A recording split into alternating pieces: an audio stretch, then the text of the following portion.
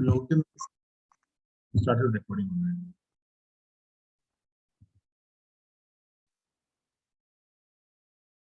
Okay, yeah. So they're entering the waiting room. Why is there in the waiting room now?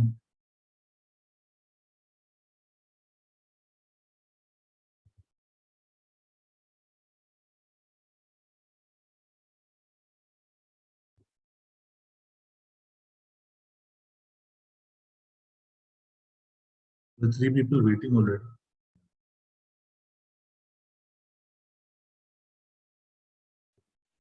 Just tell them that we're going to start. And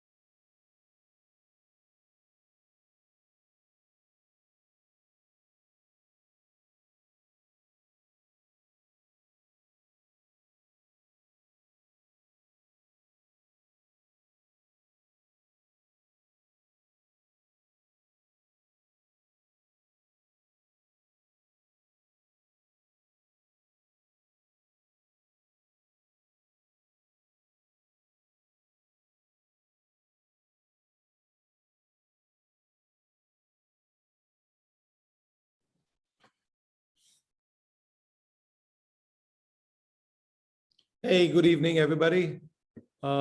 It's as people keep coming in, I think it's only fair for people who've joined to get going.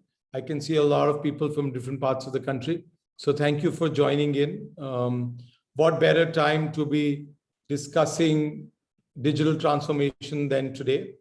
The world and the pandemic has changed all our lives and changed them for, in many ways for the good and in many ways uh, added a lot more uncertainty and anxiety into our lives. But, enough of what we can't control or what we can't manage. Let's just talk about what we can control and can manage. And that is the process of changing ourselves, changing the way we do business, and changing the way we run our organization. So as we talk about organizations, there are 4 businesses that were sunshine businesses till about 5 to 10 years ago, which may not exist 5 to 10 years from now, right?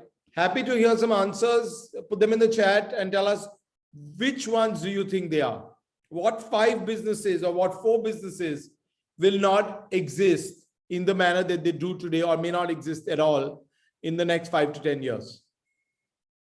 Ideas, thoughts?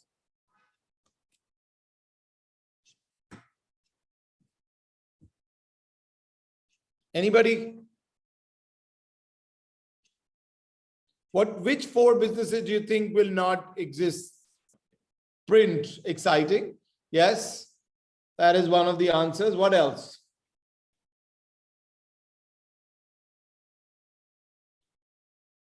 What else won't exist? And things that you do use still on a daily basis. Out of home. Think of what you use on an ongoing basis. And think beyond media. Stationery, very good idea. What else? Education in the current format. What else?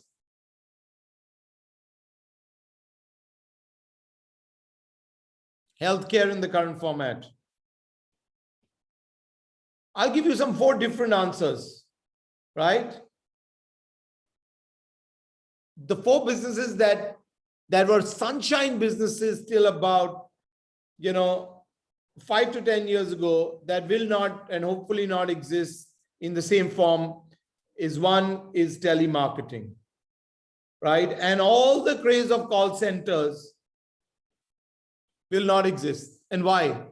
Because you won't buy on a telemarketer's prompt. You will buy on Google's prompt. And the entire purchase cycle has now changed for us to believe the search engine more than to believe anybody that we know or anybody that calls us on the phone and gives us advice. So really, telemarketing will not exist, and call centers in the way that they've been able to do sales will not exist. The other one is staff banking. How many people have been to a bank over the last 2 or 3 years? A physical bank. Yeah. A few of you, very rarely, once, couple of times. How many people really went to a bank during the pandemic? Don't remember? Never, not even once. So staff banking, right? With a lot of bankers sitting in a branch and a lot of tellers sitting in a branch, won't exist. Yeah, Amar. My answer was exactly the same. Travel agencies will not exist. Travel will exist, but travel agencies will not exist. They already are one of the fastest dwindling business propositions in the world, but travel agencies or travel portals have taken over everything that exists in the physical world. The other one, which we think we use, petrol and diesel cars, good idea. It will be staffed retail. Staff retail won't exist. The world has moved on from going into places and being sold to going into places and deciding what they want to buy and doing self-checkouts on their own. And this isn't a world that requires that level of help or trust or even kind of guidance to make your purchase and buying decisions. You're thinking hard enough both in B2B and B2C decisions before you start to even decide to buy something, because Google is your best friend. Now, digital transformation is easier said than done, right? When I was writing down this whole note about digital transformation, the one thing that came very clearly to me was that we generally overestimate what is going to change and overestimate what's going to change in the next couple of years and underestimate what's going to change in the next 4 or 5. But the pandemic has actually changed that too. And let me just bring up my initial thoughts on digital transformation. Here you go, right? We overestimate the change that we will have in the next 2 years and underestimate the change that will occur in the next 10 years. This is Bill Gates some years ago. Unfortunately, Bill Gates, who's now quite actively involved in the pandemic, didn't see this coming himself.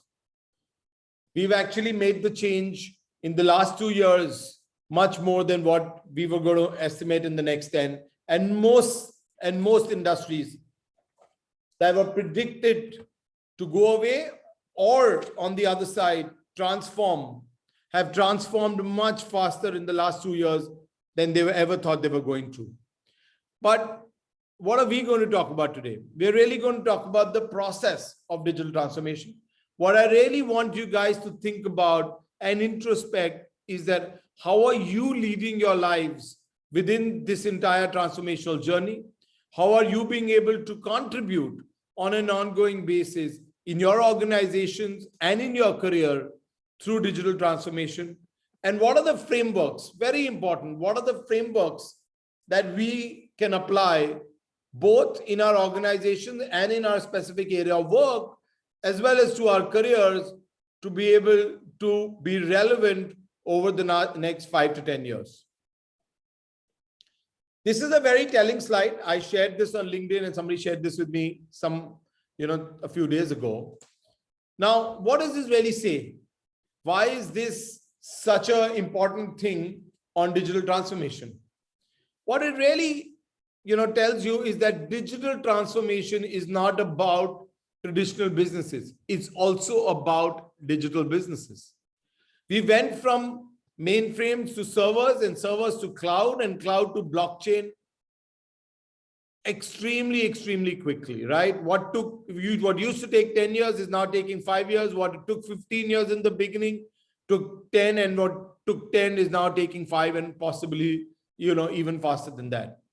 But this is an indicator to the fact that the level of acceleration on digital itself, on digital transformation, is much faster. And why do I say this? It's because some of you guys may believe that digital transformation is... Okay, somebody said that you can't see my screen. Can you see my screen or you can't? No? Okay. Let me try again.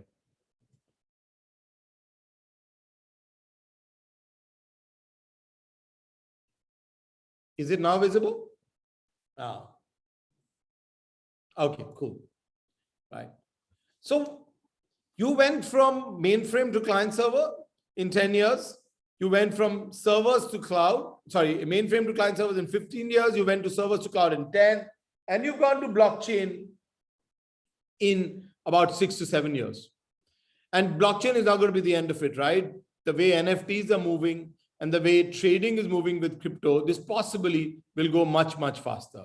What really is happening is that all that we thought was going to change in 10 years, and this is the point I was trying to make to you guys some time ago, is already changed. So what is digital transformation? It's about doing three things right. It's about managing customers, it is about managing operations, and it is about managing support functions, right? And why is it so important to manage customers? Because life starts really with customers. In the digital world, and in today's world, whether you're a digital company or not, it's extremely important for us to realize that customers' expectations have gone up hugely, right? Because customers believe that they must get what they want, when they want, how they want, immediately. And these are not just B2C customers. These are B2B customers. They want technology to solve problems before they've even thought of it. They expect you and your organization and your investment in technology to be able to accelerate service delivery. And I'm going to talk about, as we go forward, how organizations feel having a digital front end like a website or an app is equal to digital transformation. It isn't that. In fact, building an app or building a website can be sometimes detrimental. It's actually hugely detrimental to your digital transformation process unless you figured out how do you really manage customer expectations. Because when you do put out a website, when you do put out forms of engagement for a customer, then you're taking up his expectations. You're taking her expectations to the next level. And if you can't deliver on those expectations by building those digital front ends or digital, storefronts, then you're in more trouble than you were before that. You're better off not being digital than being digital and not delivering on digital. And that is why the second part of digital transformation, which is managing operations. It's extremely important to understand how do you manage operations in any business? How do you manage inventory? How do you manage logistics? How do you make sure that your supply chains are managed? How do you make sure that your distribution and hub and spoke models are managed? How do you make sure that each part of your business can deliver to your customer goals? And for all of that, are your support functions working real time with you to be able to deliver to customers and to operations? Because what is most important is to be able to deliver on financial ecosystem, on people ecosystem, on legal ecosystems when the company is in high gear mode to be able to deliver to digital transformation. So these are really the three buckets. This isn't about just pleasing customers by building out some digital front ends. It's also not just about digitizing your supply chain and having some inventory management ecosystems that will allow you to see some stuff real time, but it's about making sure that all three parts of your business are aligned with each other to deliver to your goals. Now, what is digital transformation? It's really about identifying how do you create and capture significant value, right? And I say this because, just creating value is not good enough. When you go out and do the entire process of digital transformation, the expectations from your shareholders, the expectations from you, the expectation from the markets are going to be that this organization is going to be a different organization. And whether it's at the top line, whether it's at the cost line, whether it's at the bottom line, you will have created significant value. There is a significant delta that would have been seen in the company and its numbers. That is just your objective. Making that objective happen and converting that opportunity into reality through processes, through frameworks, and through mindset shift, and through, most importantly, skill upgradation, right, is called digital transformation in my world. Let's see a little more about why is it really necessary, right? I spoke to you about revenue. I spoke to you about cost. I spoke to you about profitability. But the other big thing is risk, right? What does digital do? It brings transparency into your entire data ecosystem. It allows you to make decisions based on forecasting, on data, and higher predictability. What does that do really? That brings risk down. You're investing in several products, you're doing capital deployment in several lines of business, you're looking at an omni-channel business, which allows you to build distribution teams, reach out to customers in different ways and forms, build different physical and digital shop fronts and storefronts. All of this is risk, right? Because all of this is an ongoing investment. Should you make that investment? Is there enough data to be able to tell you to do better? Are you measuring real-time performance on an ongoing basis, not just about for your businesses or your supply lines or your channels, but also of your people? All of this leads to mitigation of risk, but also reduction of investment. What you really do on an ongoing basis is to be able to optimize the amount of resources that you need. Most people think digital transformation is equal to increased investment. Digital transformation, fortunately, is equal to reduction of investment. It really allows you to take away a lot of wasted expenditure through automation, through robotics, through optimization, through customer service, and through margin enhancement. And that is really why digital transformation is the need of the hour of any traditional business or any digital business.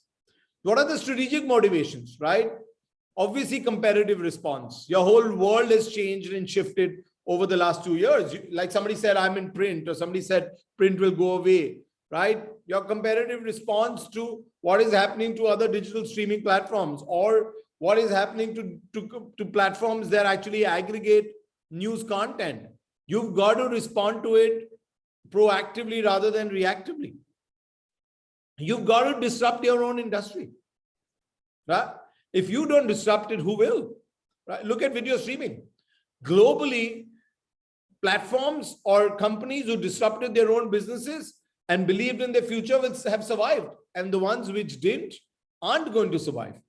There are banks that are opening across the world that are not investing in a single rupee of physical infrastructure. Physical infrastructure and the amount of people that you put in banks is one of the largest costs outside of their finance costs, right? And that is the key to be able to survive the entire reduction on your LIBOR margins that is coming about in the world. Also, your opportunity to go global. If you have a great idea, there are no boundaries, right? There are no entry barriers. You could be operating a business out of India for the world. I mean, a good example of this is all the CRM companies that have made it global out of India, especially out of Chennai. Look at Zoho. It's a great example of how, if you have a great product, you could be very well global.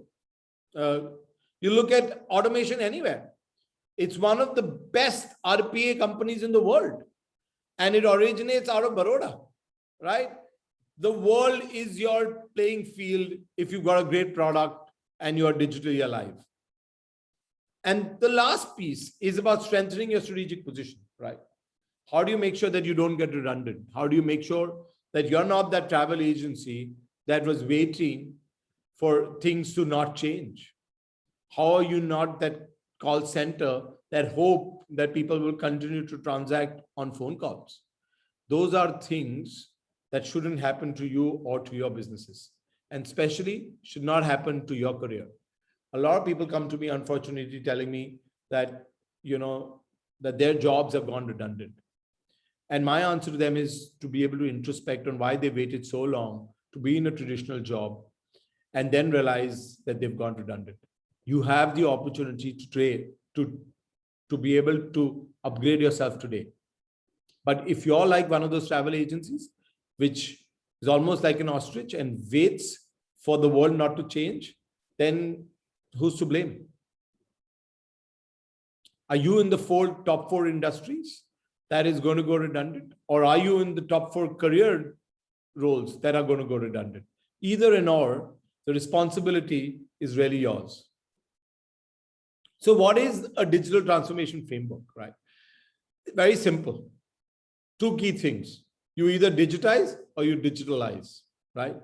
Either you take all the information that you have and you digitize it and you make better decisions, you build real-time data on it, or you digitalize your entire business You go from being physical to e-commerce. You go from being traditional television to video streaming. You go from being, a traditional bank to a digital bank, right? But what does it all really entail? It entails technology and a huge amount of technology input that comes. And your understanding of technology and your understanding of how technology moves the needle will be key, right? Some of you guys may be engineers and some of you may not be. And some of you who may be engineers have also not thought of engineering as an application, career for yourself, right? You're engineers who've never possibly applied, your engineering skills. So if you're somebody who does not understand technology at its core, it's time for you to understand that. If you're somebody who understands that business models are changing, then you will define that change in business models. If you are a startup or if you're somebody in leadership position, then you know how the organization will change through digital transformation. And within the organization, there will be either new roles created or skills upgraded. And there's got to be a change method, whether it's an agile change method or it's a scrum change method, or is it almost a shock therapy on change? There will be a change method that will get applied. And all of this gets driven by one big main technology capability that will define where your organization will be. So, yeah, what do these processes really do? They build introspection. What's important is to understand that, and I said this at the beginning, going digital is not equal to building a website. Going digital is equal to building customer service, right? And it is about service delivery enhancement that digital is core towards, right? Each of you in any business, either as a customer or as an employee, understand what the meaning of service delivery enhancement is, right? You yourself have very little patience on anything you order on a food delivery app today. You're constantly looking at the delivery app to say, hey, you're delayed. Hey, I'm hungry. Now, if that's your own expectation, then imagine that your customer is no better than you on the food delivery app. And do you have the capability yourself or as an organization? Do you have the capability in your career and your personal understanding to be able to enhance service delivery? Don't put this on the organization alone. It will be very important for all of you to realize that your careers are going to get defined on how you deliver service. And you will have to lead that change in your organization and your part of your organization if you want to grow and not go redundant. What are really the 3 or 4, 5 things that you've got to think about to enhance service delivery? One very, very critical is team mindset and culture. And by team, I mean you. What is your mindset? Is your mindset to change? Is your mindset to grow? Is your mindset to disrupt yourself? Is it your mindset to be able to stay progressive? Then you've got to empower yourself. You've got to empower yourself with knowledge. You've got to empower yourself with skills. You've got to be agile in your career as well as got to be agile as an organization. You've got to be dynamic in the choices you make, right? You've got to prioritize those choices on an ongoing basis. Are you prioritizing your own self-growth? Are you prioritizing the growth of your clients? Are you prioritizing service delivery? These are questions you must ask. You must build introspection in yourself. Because if you're not introspecting about your career, don't expect anybody else to. And if you're not introspecting about what you deliver to your customers, then if your customers leave you and go, if you're not able to reach your sales targets, if you're not able to deliver a great brand and brand experience, then it's up to you. And that requires being adventurous, right? Leaving the status quo and building a better future requires a certain amount of adventure. Most of you have the capability of shirking off the inertia that you live with. It will be your choice in the long run on how you go about digital transformation and how you become multidisciplinary. Here's and anybody can take a screenshot if you want, but here's a really good way of looking at digital transformation processes. What's your current situation? What are really the trends? What is competition doing? Most importantly, what are technology opportunities? And you can look at technology opportunities two ways. One, or three ways actually. One, technology that has been in existence for the last 5 years. Two, technology that is getting launched today.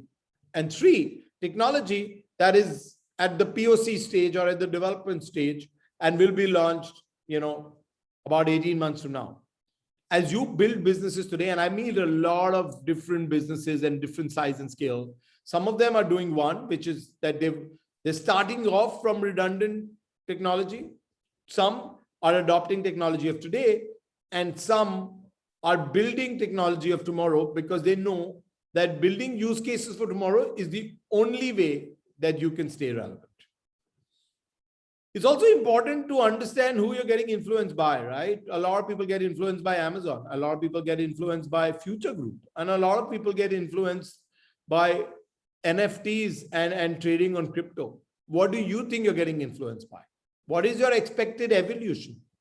And what are really your core strengths or weaknesses as a business or as an individual, right? You've got to identify focus areas. Do you want to do operational improvement? Do you want to do strategic moves? Do you want to respond to competition, or do you want to be proactive? And do you want to experiment? Do you want to make sure that you have a certain amount of adventure, like I told you, in yourself? The change in approach and methodology is relevant to you as an individual, as well as the organization that you're working with. You then plan your sequence of steps. You plan your own goals and KPIs, your team goals and KPIs, your organization's goals and KPIs. And your own KPIs don't have to always get defined by your bosses or people you report to or people you work with. Has anybody ever thought of making your own goals and KPIs? If not, then the time is now. Use the time that you have from work from home or even the time that you don't get in travel to set your own KPIs. Set your goals, because digital transformation is not about just the organization's KPI. It's your own. Decide the technology that you want to be aware of. Decide the kind of data that you want to be aware of, right? Every organization needs a business model and needs to revisit its current business model. Needs to acquire technology, needs to write out a change process. And it can also think of M&A, right? What will stop? You have to think of what will go away. And then start to build an organizational change plan. Start building, mentoring and learning approach, and also building a communication plan that change is here. The winter is now coming, and it's coming really, really badly. Also, customer segments and strategy, how to create, capture, and build capabilities is in many ways now, right? Like I told you, M&As and JVs are real, and they create a huge amount of uncertainty and anxiety and redundancy. And the only way to stay relevant through M&As and JVs is your ability to be digitally transformed. Individual actions, including change approaches of the organization and your own as an individual, will help you get through this. And really sensing, monitoring, and adjusting in this environment will be key for organizations as well as for individuals. So before I leave you guys, this is the best framework that I've seen. And, I will take you through one good example of this framework. So take 2 minutes of going through this framework before I talk you through this whole approach, because the approach is very, very relevant to what's happening in your life. It's about defining business problem, business value, digital strategy, data framework, digital objectives, data approach, and customer value. And how does this really go about in your own life, right? If you think that there is high employee turnover to start with, which is disrupting you as an individual or your company, then your real business value would be that how do you really lower the turnover and you're able to upgrade your teams. So what's your digital strategy there, right? It starts from understanding what are your core areas that you want to measure. What are the skills that your people have? What is the understanding that the people have? And that data of your understanding of digital, of your ability to implement and execute digital is very transparently available. Organizations today are building data frameworks around their teams and people. And that brings a certain amount of transparency on your understanding of the core areas that the organization wants to transform. As that happens, whether you fit into the organization's digital objectives, whether you fit into the organization's goals, will be clear to the organization and to you. And that predictive approach and the optimization approach leads to decision making and leads really to experience enhancement for organizations through their people. Are you going to be the one driving digital transformation for yourself and for your organization? Is an answer you must give today and now. So Anand, why don't you come on and talk to us a little bit about what really is the digital transformation program that we've developed for everybody and how it really was going to help them.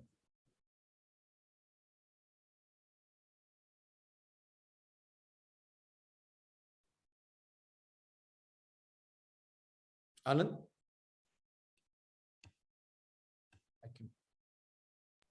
Okay. Hi guys. Yeah, hi, go on.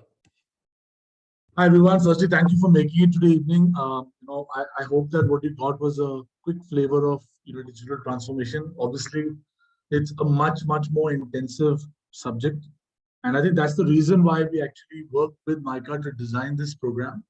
So I'm going to give you a quick overview, but you can visit the website when you have the time to get a sense of what it has on offer. So the way we've designed the course is keeping in mind that it's a very detailed subject.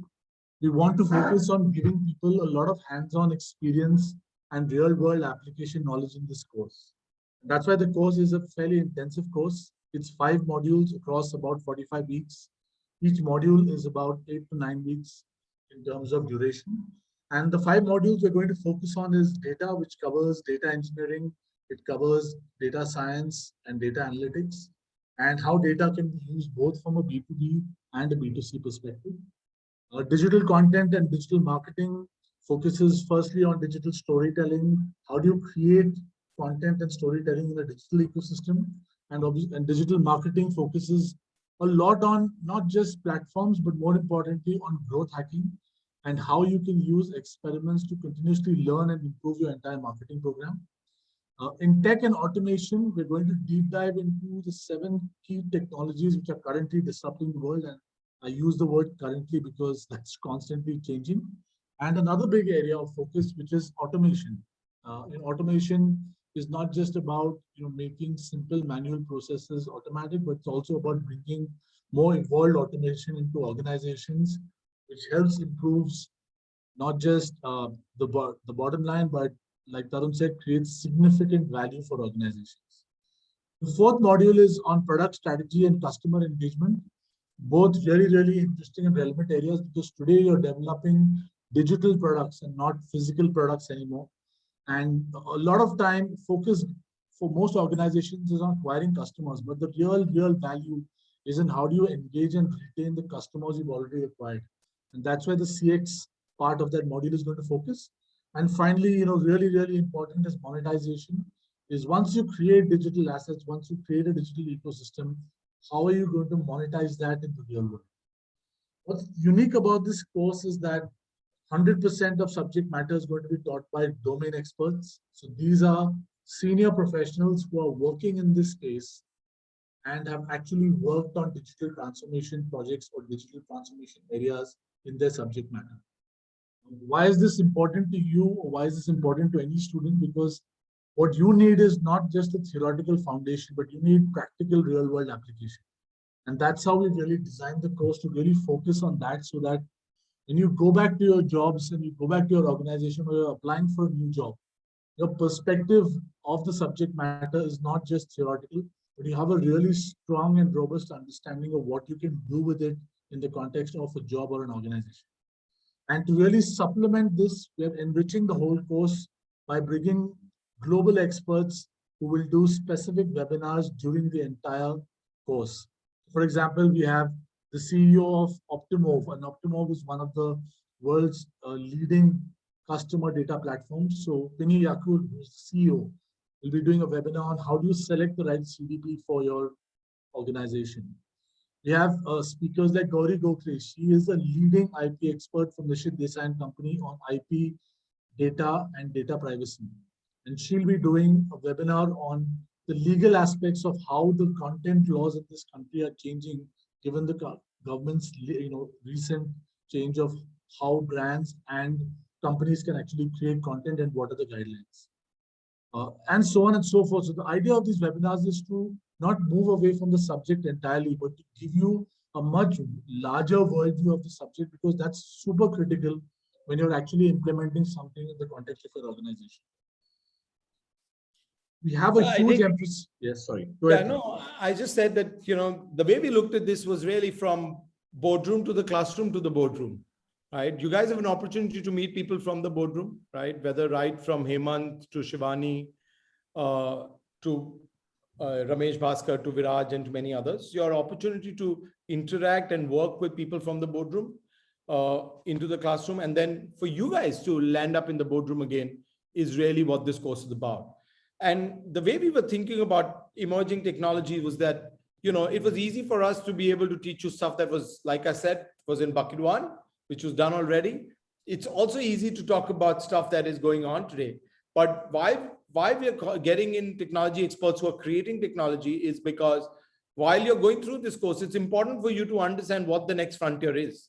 And by the time you get out of this course, you should be well adept of what has been launched, because the problem with education in this country and almost globally has been that it's always 2 steps behind. So we want to put you 1 step ahead and make you more and more relevant, then put you 2 steps behind. So whether it is Pini or whether it is Masiej, the CEO of ClearCode, which develops cutting edge ad tech across the world, or whether it is people like Hemant who can talk to you about ethnography, which is the next frontier of segmentation. It is our vision to be able to bring about that real disruptive change in your careers. Yeah, go on, Andy. Sorry. Right. And finally, what you can expect in this course is going to be a lot of hands-on projects and assignments, because your learning cannot be limited to watching videos or attending webinars. Hands-on experience really helps you put frameworks into practice, use case studies to solve problems, and gives you a really real-world context of how the concepts that you are taught can be put into application. And of course, there is Micah, who's a key partner in this. What Micah has helped with the pedagogy of the entire course, and more importantly, certification of students who pass the modules will come from Micah. Right? So that's really the context of the ADPT, and there's more available on the website. When you do have the time, do take a look at it. And then we have admissions team, which is happy to do a call with you individually and clarify doubts that you may have. But at this stage, love to open up the session for any questions that you may have related to Tarun's session earlier, or anything that you want to talk about or ask about the advanced transformation course. So over to you guys. Any questions at all? We're happy to take them. Please go ahead and unmute yourself and ask. No worries.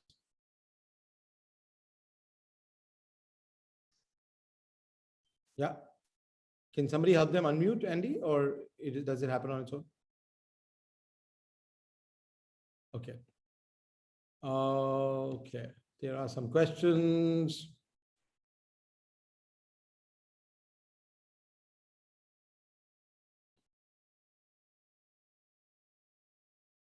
Right. Shalini, yeah, happy Andy. Shalini has a question. Yeah, you're on mute.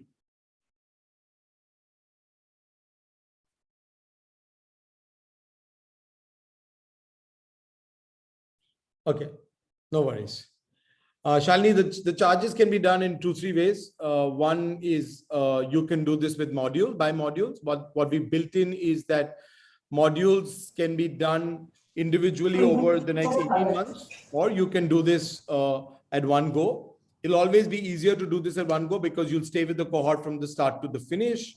There is an early bird that just got over last week, but since you know Andy, you can talk to me about it. And it's in the range of about closer to 4 lakhs, Andy. Yeah. All modules are closer to 4 lakhs. Yeah. Yeah. Hi, Tarun. So I have a question for you. So really excited to ask you, like, what's your point of view on the, marriage of OTT and voice marketing in future? Voice marketing? Yep, voice marketing. So, somebody came to me with a great startup of voice marketing, right? And a lot of people want to do, there's a new technology that somebody's developed, which is that even display ads can have voice on them, right? Have you seen that? So like I've heard about speaking banners, like Amazon did something. So somebody came up, somebody wanted an investment from me. I think, it always, Prachi, comes down to consumer convenience. There is so much video advertising that's available that unless you can provide meaningful purpose to a product like this, it will be tough because in my mind, to be able to unmute a banner, to then listen to an ad like a radio ad, and then to be able to act upon it, maybe 2 steps too many, right? And this is an entire process of reducing friction, purchase friction, advertising friction, transaction friction. And so my view, what really is going to happen to streaming platforms is that they're going to become commerce platforms. And increasingly, if they play it well, right, whether it's short form streaming or long form streaming, commerce applications will get over, or commerce transactions will get over on the streaming platform itself. And that's really the future. Got it. And also, do you think like voice assistants on, streaming platforms, some sort of integration? I think voice assistants are like an integral part of our life, right? My children talk to Alexa more than they talk to me. But we are going to cover voice assistants and its future. One of our partners in the learning process is also Amazon. And a lot of the Amazon material and a lot of the Amazon cutting edge technologies are going to be available for you to learn from. Sure. Thanks a lot, sir. Not at all. It starts in August, Shalini. You can unmute yourself. Okay. Yeah, I think we've answered both. Kumar, we are working with Micah on the alum status, but this is a very long course. So, you will get a lot more Micah resources even after you pass out of the pass out of the program. One of the other thing is that we are building an Attitude community. Attitude is a brand that results in outcomes in building, which is for the longer term course, you're going to get an Attitude alum status, which is going to allow you to have resources for life from Attitude. And for the shorter term courses, you're going to be part of the Attitude community. Sir, I have a question. Hi. Hi. I wanted to ask you about what the future of content writing and content creation will be, because I am somebody who's just starting off with internships and all of that. So I'm very new to this industry. So what I would like to ask you is, what do you think in a market that is looking for like shorter content, 60-word news stories, things that are getting more digitized in a fast, like in a industry that is changing so rapidly, what do you think will be the future for us, since we will also be there a part are 2 or 3 buckets of content, right? There'll be one bucket of content, Prachi, where the shelf life is going to be really, really, low, right? Short shelf life, short content comes in, goes out. It's almost like commodity. And then there will be good content, which could be long form, which could be video, which could be audio, that will find both shelf life as well as virality over a period of time. And your ability to be able to make good content and distribute content is immense. The digital platforms today allow you to reach out to people across the world very, very easily. You could do a podcast and place it on Spotify. And if you're really good and meaningful, you could have people in Iceland listening to you, right? And on the other side, you could have text content that you could be a great, writer or influencer or just a blogger that has reach on relevant content anywhere in the world. I've just launched a content creation and writing platform. You should go to it. Full disclaimer. So it's called serendipitymedia.tech. It allows for some of your young writers to actually find, a lot of discovery for yourself. Ariana.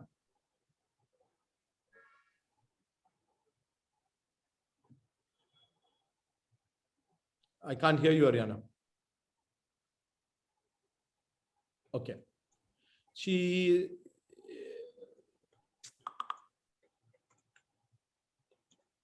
Okay. She has some issues with her speaker, but let's answer a question. What will be the 4 core things that the salesperson needs to develop from a digital sales point of view? Your understanding of data, very, very important. Your understanding of data. You can't sell before understanding data. The other big thing is your understanding of technology, right? You can't sell without understanding what technology can and can't do. The third is your understanding of the customer.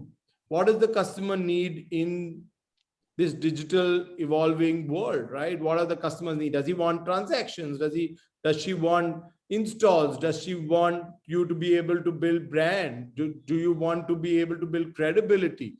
They could be very, very different things. And customer needs have very evolved, right? They went from leads to doctor consultations to be able to sell, a very different B2B product. People come to digital platforms for very, very different needs. So customer needs, data understanding, technology understanding, and user behavior. Very, very important. The last one, the fourth area will be user behavior. Do you understand the digital user? Do you understand the customer journeys that the digital user is willing to take or not? Because your customer could be asking you for KPIs that will require you to create customer journeys that may be irrelevant for the user. And you may not end up delivering any of the KPIs because understanding of the user, understanding of the friction, understanding of the customer journeys comes ahead of everything else. Yeah. I hope I was able to answer your question. Yeah. Thank you. Thank you. Rohit asked the question, is this, it is weekends, Rohit, and it's also studies or your own self-study over the week, async in the week and live lectures over the weekend.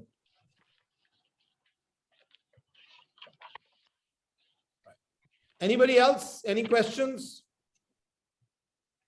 Really good to see you guys. There are a lot of known faces. I'm hoping that you're going to be able to enhance your careers. Yeah, Yogesh. Yeah, Yisha. Why don't you go? Or did you ask your question already? She has supposed to be. Yeah. Okay. Some of you, I've seen your careers grow, and I'm hoping that you're going to be able to do better and better, upgrade yourselves. There is also, Andy's been able to help on an EMI scheme through Edu1. So for anybody who's looking for help on financing this program, please go ahead and utilize that too. Yes, Yisha, that's your question. Go on. Yes, sir. So I wanted to ask you again, as somebody who's just starting off, what would your advice be for someone like me? So like, what courses can I take up? What things can I add to my CV that will be helpful for me in the future, since I am a budding writer? I checked the Serendipity startup that you just told me about, and it sounds really promising. So I was wondering if there is any advice that you would like to give me as a professional in my field. I think writing for digital communication, talking to the digital consumer, these are very, very critical things, right? And unfortunately, some of your courses wouldn't have taught you this in college. To be able to understand how communication is built in the digital world and how it's relevant and how it can create an impact and really also be able to build a certain amount of virality is important for you. Digital storytelling is very different from what we saw in traditional storytelling. And so it will be good for you to think of the communication piece that we have in the course. Prachi's last question is, what's the USP of OTT platforms? The USP of OTT platforms is really their ability to do retention, because they do a lot of long form content and a lot of users keep coming back to them. There is a certain amount of repeatability and predictability in the users because they're not like short form platforms where, people just come in for a lark and they're not really required to come back and watch their next episode every day or every week. So OTT platforms have that big advantage, and they do bring in much more time spent and much more session time and loyalty, and their ability to convert users into meaningful goals is also good. Yeah. Okay. Thank you, Yogesh. Your point is noted. Thank you, guys. See you guys. Stay safe. Bye-bye.